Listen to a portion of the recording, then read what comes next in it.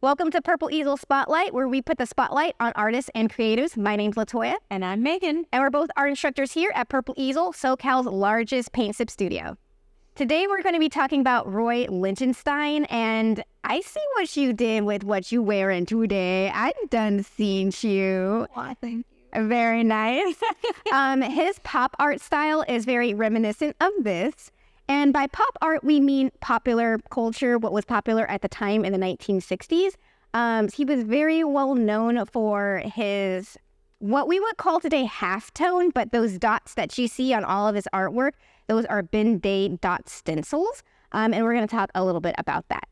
So to give some context to the era, pop art really was artists thumbing their nose at the elite world that had infiltrated the art community. And so a lot of people will see it as very simplistic or not even consider it art at all, especially at that time. But really what they were doing is looking around at what was available to the general consumer and giving back art to the masses by giving them things that they were familiar with, that was nostalgic to them, instead of having this kind of highbrow, upper crust only delineation that existed prior to this. So even if you don't appreciate the art for the material that it is, you should definitely appreciate where it was born from. Yeah. At least the whole idea of it.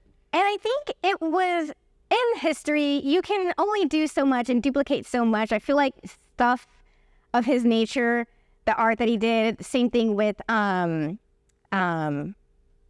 the other? Warhol, yeah, Andy Warhol. It was bound to happen anyways.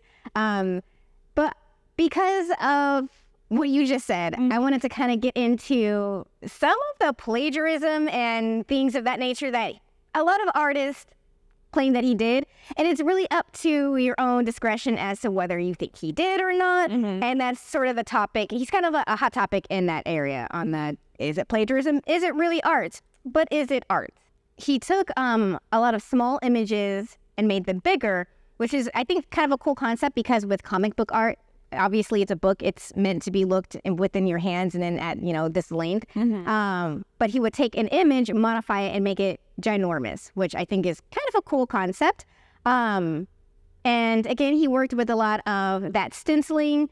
Essentially, his process was to take a clip of something that already existed, modify it, put it on a projector, and then draw it on a canvas and then paint on that canvas. And he worked with a lot of manga paint, which has a flat, glossy finish to it, which kind of mimicked the printing process, which was pretty interesting. And again, the dots. I really like his work for the dots. It's literally his trademark. Yeah. And at some point, he did hand draw and hand paint all of those dots. Crazy. Yeah, but then he was like, this takes too much time. I'm using stencil. So he decided to use stencils, but it's very much his trademark. Yeah. And I think it really kind of gives a little bit of extra depth while still keeping that simplicity, taking the inspiration from comics and stuff and those dark, wide lines and the really graphic nature of his work didn't really exist prior. Yes. And except for the things that he was channeling, like, some of the, like he did a diagram of how to trace your foot to measure for your shoe size from like a Sears catalog or something, that up. And people are like, but it begs the question, what about all those people who are doing that art and being recognized? Like, somebody's got to draw stuff for the catalog. Yeah. Somebody's got to come up with your posters for your drawing. Like, that widely gets ignored. And really, it's kind of a way of acknowledging those artists, too. Even if you get into that whole, is it theft thing? Yeah. And maybe that's why he also said that it was not so much the finished piece that was the joy. It was like the process of making it. Yeah. Interesting. We want to cover some of his pieces. We have a Hopeless 1963. And this one if you were to Google Roy Lichtenstein or Lichtenstein, however you want to say it, you're probably going to come up with this image. Really cute. That's so cute. It's so cute. All those tears. Yeah, adorable. So if you were to look at what the original artist did beforehand, you can see some of the differences that he did. He would take away maybe the words, change a few lines here and there. But that's one of his famous pieces that she would see. And he also did some sculpting.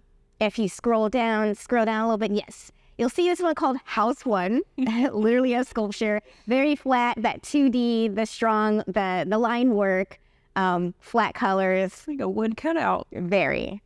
It's crazy. Oh, man. And then when you see that's crazy. If you change your perspective, yes, it totally morphs it. Oh, yeah. How interesting.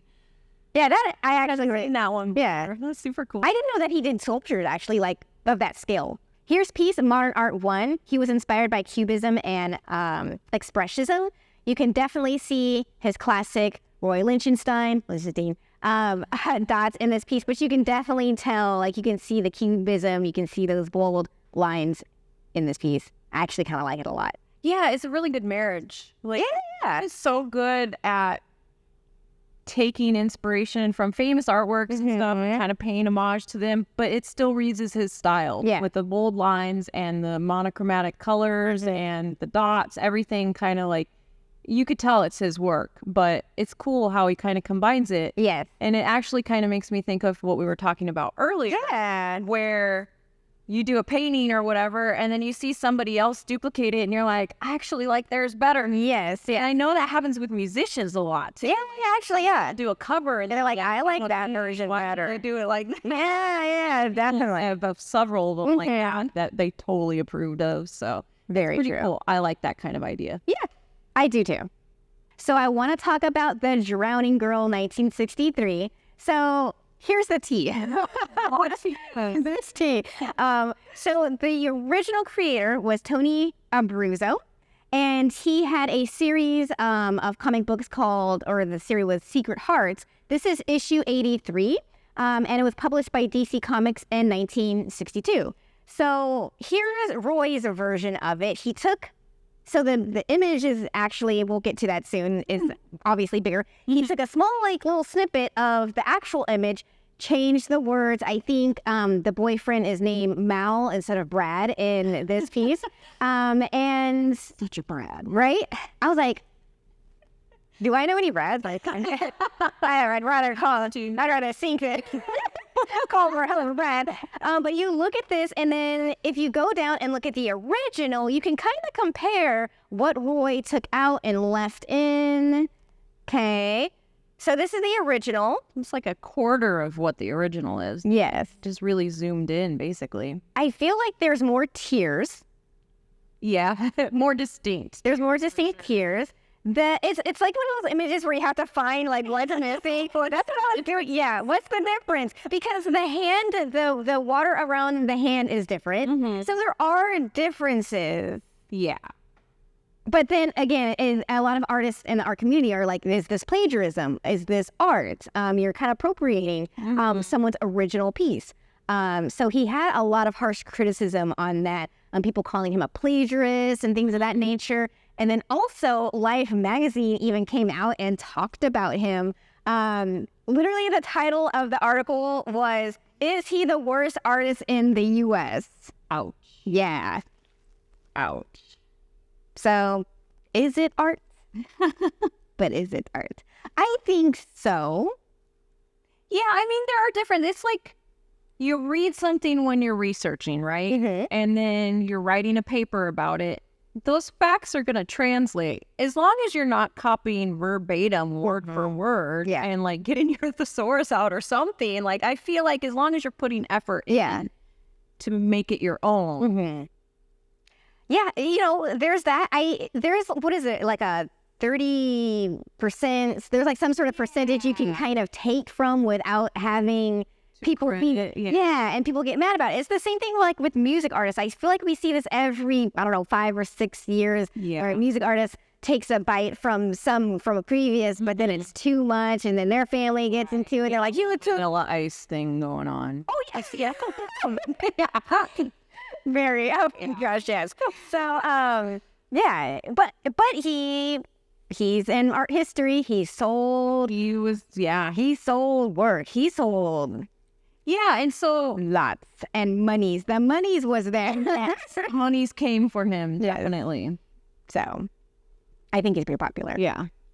So something I found really interesting, I watched a small clip of an interview with his son, and his son was saying how basically he didn't think of his dad as an artist, and that, you know, they'd talk at school about what your father does, and it was like a big thing, you know, because normally the father was the breadwinner at that point in a very nuclear style family, and so he was kind of embarrassed and was like, my dad doesn't do anything.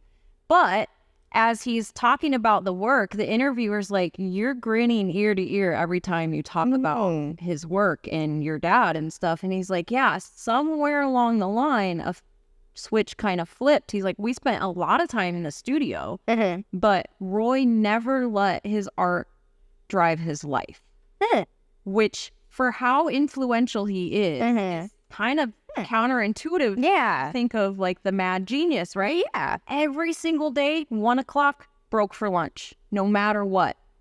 And his kids were around all the time. So he was kind of stay-at-home dad / artist. And it's just really interesting to think of that, because you don't hear about that kind of structure. No, it's like, you breathe. You sweat art. I don't. Art is a part of my life, but I'm a mom. I work. I have relationships that I have to maintain. I like to read a lot. So, like, there's a lot of other things demanding my time. But when I'm in the zone, I forget to eat. I don't go to the bathroom. I just push through, because once I stop, I kind of lose my momentum. So I just can't imagine that whole rigid, like, it's 1 o'clock, time for lunch. Yeah, no, like, yeah. All weird to me. Okay, so this makes total sense of him saying it's not about the finished product, it's about the experience. Because I kept reading that, I'm like, what you talking about? The finished product is it, what you talking about? But this makes much more sense, because I didn't hear about that interview. Yeah. Because, oh man, that's kind of blowing my mind a little bit. It is. It really is. It's so different than we think of popular artists, especially like envelope pushing artists. Yeah. So we wanted to spotlight Darryl Young. He's been a professional artist for 25 years, working in animation, toy design, illustration. And I was very much nerding out over his art. I was like, oh, I know all of these characters. I used to read comic books. Yeah. So, but one thing I really liked about his art, because in today we have graphic novels. He sticks to the very, very traditional comic book style with the line work. We can go crazy with the Photoshop, and we can go crazy with like really cool effects, but he keeps it very, very, very simple and simplistic, very old school 1960s art style. Which I really, really like. You know, we don't do a lot of halftones anymore, or that stencil work anymore, or any of that pattern work. Because the computers can do it for us, and I don't know. So I wanted to highlight him because I'm a nerd, and I just love seeing all of his pieces. So this is the Watchers from Fantastic Four. And then we also got Phoenix, Dark Phoenix. Love the colors. Yes. Oh, and the shape in the background. I didn't read that right away. That's cool. Yes. Power of the Photo. Yes. And then we also got Galactus, Fantastic Four. I read a lot of, and it was my brother's comic books. I'm the youngest, so I didn't have, I don't know. I did all the leftovers. Yes, I got all the leftovers of my siblings. So I just didn't their stuff. Like I used their stuff. So I didn't have comic books. I read my brother's comic books, but he had a lot of Fantastic Four. We got Wolverine. And I also like that it's just very simple. Like the action lines are there. You don't need a whole lot of stuff happening in the background. Got the action lines, the dots. That's it. Just enough reference to kind of give it some movement. Yes. Not like overcomplicating. Exactly. Very subtle. And I don't think, well, I mean, obviously back in the days, you you couldn't do all that fancy stuff anyways because it was too much. Yeah, well, and they had to print it all. Exactly. The technology wasn't there to print more than maybe a few colors and kind of like a silk screen method almost for the printing, and it was super expensive. Yeah. Any colored stuff was really expensive. So yeah. Yeah, so I very much like how he keeps this very simple look. And then we got Wanda Maximoff. Yeah. So my question to you is, what do you think is a lost art? And I'm asking because I feel like because we have Photoshop, because we have computers and stuff like that. No hate, because I do stuff on Photoshop all the time. It's a tool. Yeah, it's a tool. But sometimes I feel like going back to some of the old school arts that it might be lost is in some of the traditional ways is kind of fun. So what do you think would be considered a lost art to you? So 2 things actually stick out to me. One, because I was just trying to research cloisonne. So you probably would recognize like cloisonne beads. It's essentially like metal making a shape and then enamel in between, and so they'll do different colors. It was very popular back in like ancient Asian cultures. So there's stuff that came from Japanese, from China, like they all have different styles, but they would use it for vases and all kinds of decorative things. I can't find really any modern cloisonne artists. And I was like, that would be a really cool thing to highlight. So that's one. Makes me sad because it's beautiful. And the other one is just like general craftsmanship. Like I was in downtown LA and all the buildings are all Art Deco-y and there's all these details on the doors and brass knobs and stuff like that. It's just gotten away from putting beauty and art into just everyday things that used to like abundantly appear, and now I very much agree. Usable. Yes. Yeah. I 1000% agree with that. I feel like I can go well, and I don't want to, but I'll just talk about what I think is kind of sort of a lost art, which is airbrushing. So, that's so 90s of me.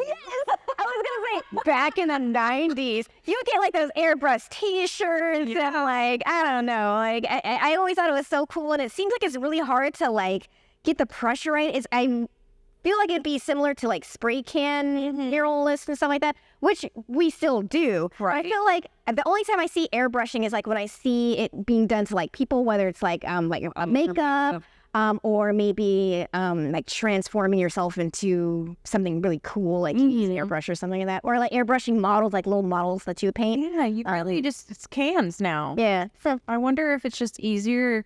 Because again, that disposable nature, you don't have to clean any parts or anything, and it's just you get your can, and there's some really cool spray paint art out there. You could do crazy stuff with it, but it would translate to airbrushing too, I think. But I bet that's why. I bet it's that whole like I don't want to mess with a bunch of different parts. Yeah, go buy the color I want, call it a day. That's fair.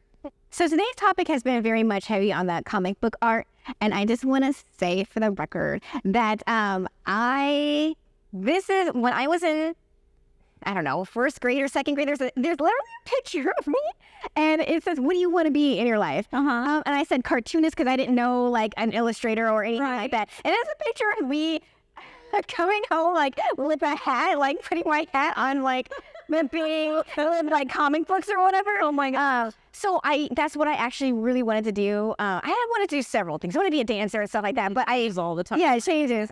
But I wanted to be a comic book artist, and I made comic books. And I made my own stories. I would take things of my own life, and I would take people around me, make them into comics. And in fact, I do have some Purple Easel comics that I made when I first started working here, of just the dumb situations that we would get ourselves into, and then I would make a comic book and like a comic strip out of that. So I wanted to do that, but then I went to school for graphic design. The same thing. Yeah, and the same thing. But yeah, I think a part of me just likes to look at the stuff because I wanted to be comic book illustrator. That's funny. Yeah. So my daughter, I never did. I have to see something to draw it, and so comics or characters are kind of out of my realm. But my daughter does it, and she's 7, and she reads Dog Man. Dogman is the big thing. Dogman. Yes, for the kids these days. And it's graphic novel essentially, but it's your chapter book put into, so it's getting them to read. Did you know there are generally way more words in a graphic novel than there are in like your basic chapter books for kids? I believe that. Yeah. I believe that. So anyway, and there's some kind of tough words. Like she needs help with some of them, and we're like, dang, okay. But yeah, she makes her little comics, and they're adorable. And I have a little file she doesn't know about, but like I keep for each grade a little file, so I like stash things aside in her file so she can have it when she graduates. If I can't wait to go through it already, I'm like pre-nostalgic. I try to enjoy these moments because, she's awesome and it's pretty cool. But yeah, comics are everywhere. It's completely infiltrated pop culture at this point. You think of, like the Marvel universe or everything. And everybody's so focused on the movies. I think people have kind of left behind comics, like actual comics. I mean, there is still... Oh, yeah. Yeah, comics who are into it. Yeah. But yeah, it's so popular and personalized at this point. Yeah. Yeah, agreed. And I feel like the people like you and I, if you're one of the people who are like me, then so we're like, well, I was in a comic book before it was popular. I knew about this stuff before it was cool. Game of Thrones. Like I read the book before there was show. Yes, exactly. Then we're on the same boat here. But we would love to know if comic books was of an interest to you. If you got started with art through comic books like I did, we would definitely love to know that. If you want to comment and give us a shout out about your own story, we would love to hear that. Also, recommendations for good graphic novels. Always on the lookout. Yes. From all of us here, Purple Easel, thank you so much for tuning in. Be sure to check out today's artists, Roy Lichtenstein and Darryl Young, in the links below. Join us at purpleeaselplus.com to paint with the world's largest paint and sip studio online. And if you're in Southern California, make sure to swing by the studio and hang out with us. But no matter what, remember to create more and create often. Bye. Energy. More passion. More passion. More energy.